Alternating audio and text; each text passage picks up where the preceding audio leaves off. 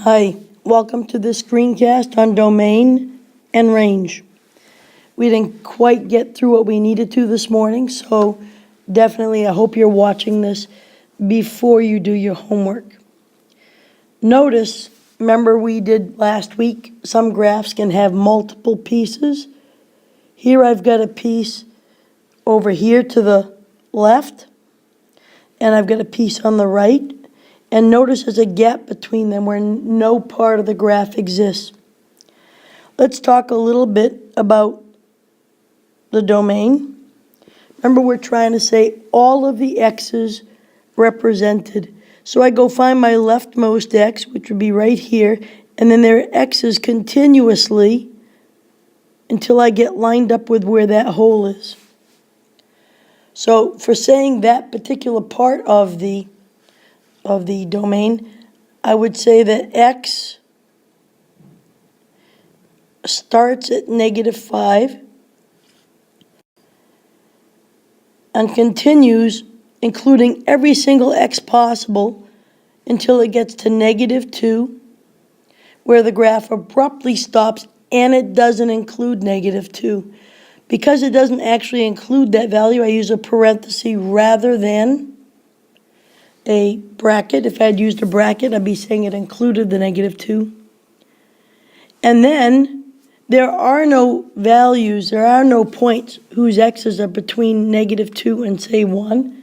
For instance, there's no point with a 0 for an x coordinate.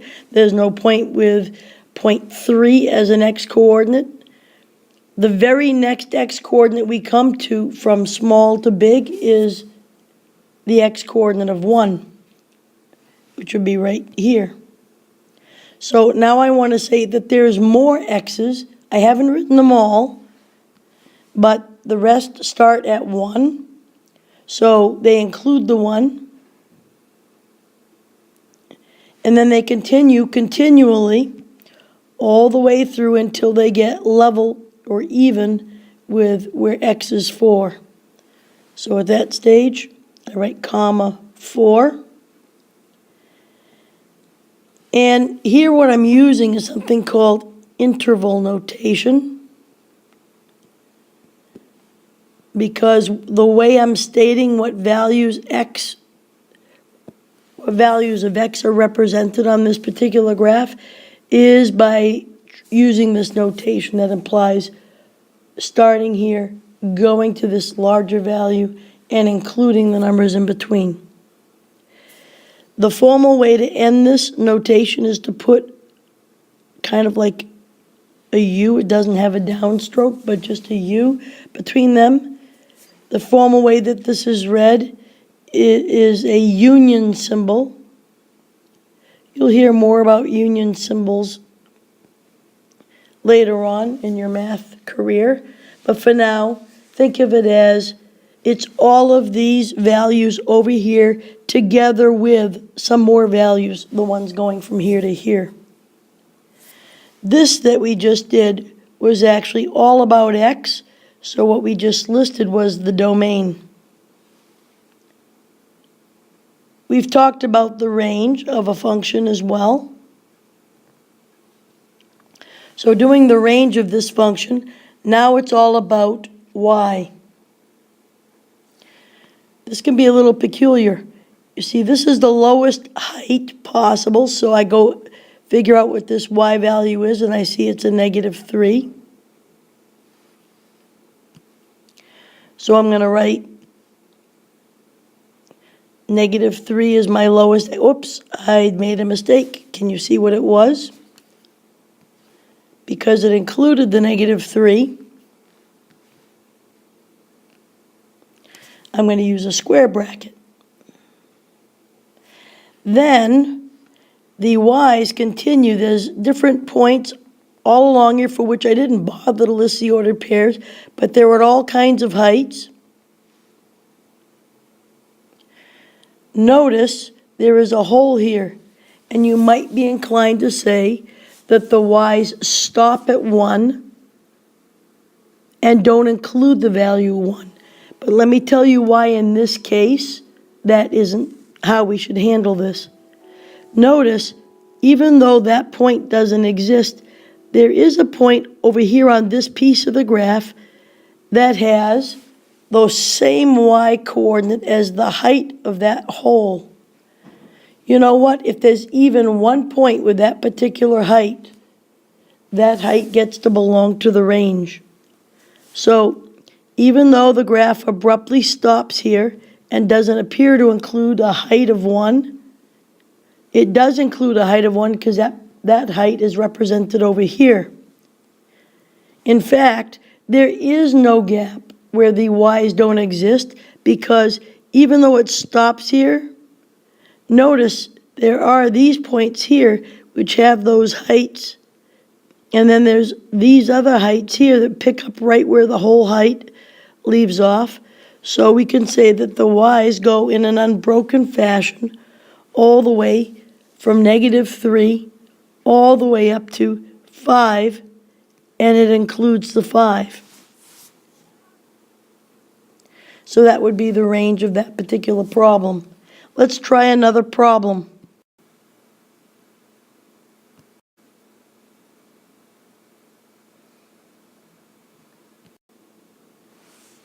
Here is another graph, and you can see the point that I put that was supposed to be at the very peak of height was the point 1, 3.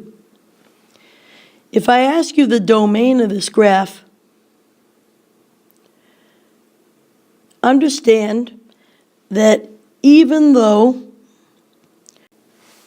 you might think that the graph is going to somehow go straighter and straighter and maybe get vertical, it actually doesn't get vertical. The fact that I've drawn this way means it continues both downward but outward as well.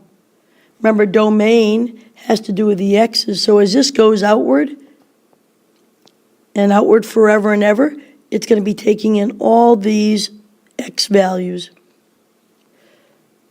Likewise, on the other side, it will never get vertical but continue outward ever so slowly. So it's going to also go to forever and ever outward, which is called positive infinity.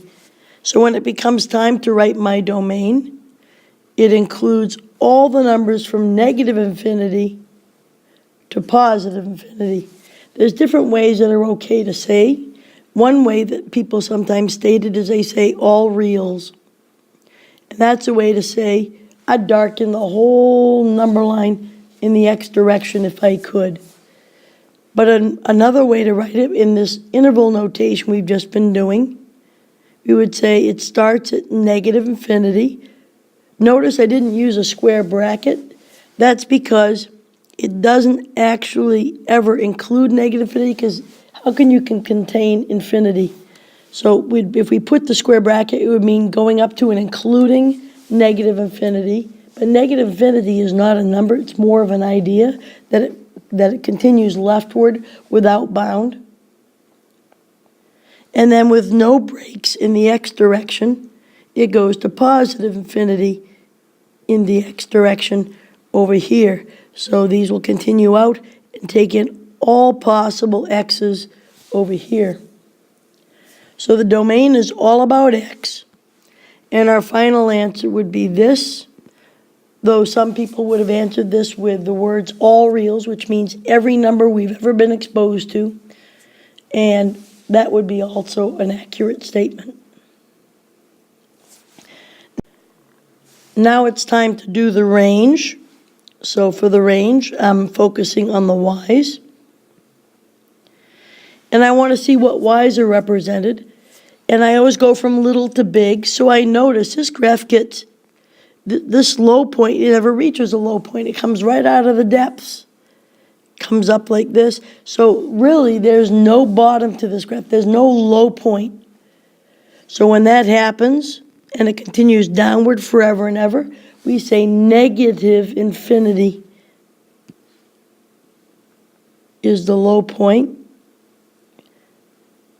And then it continues up and up and up until it finally reaches some height, some y value. That is the biggest it ever got. It got to the height of 3. So that height of 3, oops, my bad. let me grab so it got to this height of 3. This is not supposed to be moving on me. Let me try that again. There we go.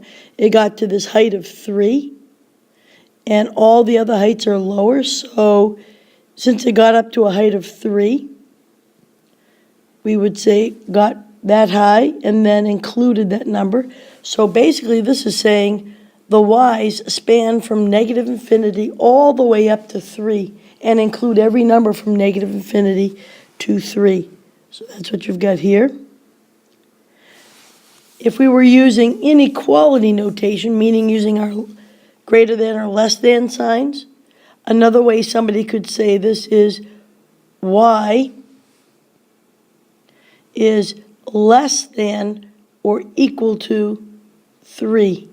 So we could use these inequality notations. They would mean the same thing. So that's how you handle infinities and negative infinities. And that's how you also handle doing something with both inequality notation or interval notation. When I show you an answer, I might use either one of those. I tend to give you the interval notation usually. But when you write your answer, unless I ask for a specific format, you can leave it in whichever of the two forms you prefer. When it is all reals, feel free to say it like this or to write it like this.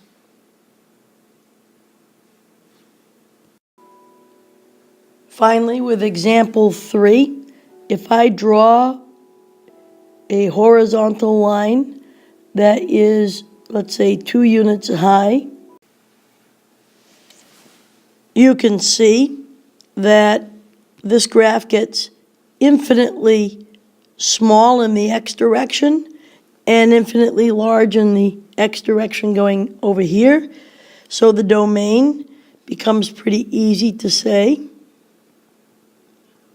The domain would be all reals, or you could write the interval notation with saying the x, the lowest it ever gets is negative infinity, comma, positive infinity is the highest it ever gets, and you shouldn't put square brackets because you can't contain infinity of any type. So this would be, either way of saying this would be a way to say your domain. Now it's time for the range. The range here is pretty peculiar because notice, if I put in, say, 1 for x, I get out a 2 for y. If I put in a 3 for x, I get a 2 for y. If I put in a 100 for x, I still will get a 2 for y. It seems because that's a horizontal line that its height is unchanging, and no matter what I plug in for x, the y will continually be 2. So the range in this case is going to just be a simple 2. Some people would say y equals 2. That's another way to say it, since the range is always a span of the y's, and there's only one y value that will be outputted. I just thought of one more circumstance I should include.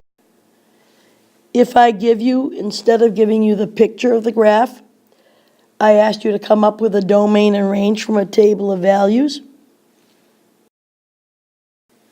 Let's write the table of values down. So call this example 4 if you'd like. Here's x and y, or f of x. And let's say the numbers are 2, 31 and 4, 19 and 15, 71 and 22, let's say 18 and 33, 102 and I asked you what the domain was, unless they tell you that this is just a partial listing of the points, if they give you a function in this manner, you can assume that you're seeing all the points that the graph has to offer. So in general, when somebody asks you the domain, you can assume that these ordered pairs represent the entire function. So domain has to do with x. What x's are represented? 2, 4, 15, 22, 33. Notice I did not list a span of numbers. I didn't say the numbers from 2 to 33. I won't use the interval notation because it's just individual x's.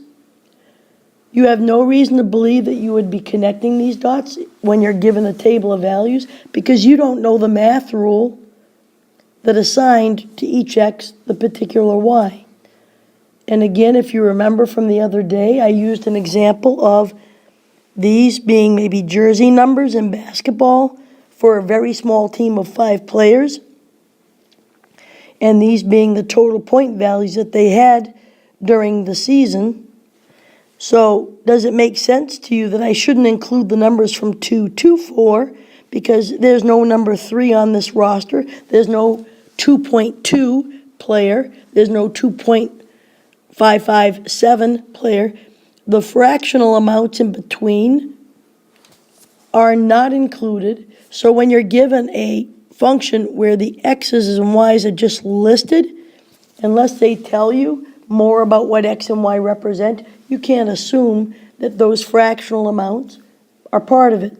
So to say the domain, you just say x is equal to these values. When somebody asks you the range, it's the same idea. If I have my little point totals from last season, and they ended up being the values you see in the right-hand column, we're going to just list the particular y values, 31, 19, 71, 18, and 102. It doesn't really matter if you put them in order or not. But there's no reason to assume with this list that anybody, for instance, scored 30 points or 22 points because these are the point totals for those players. And you shouldn't assume that we connect the dots or that includes all the y's, say from 19 to 102 or 18 to 102. So that's the end of this presentation. I hope this video was helpful.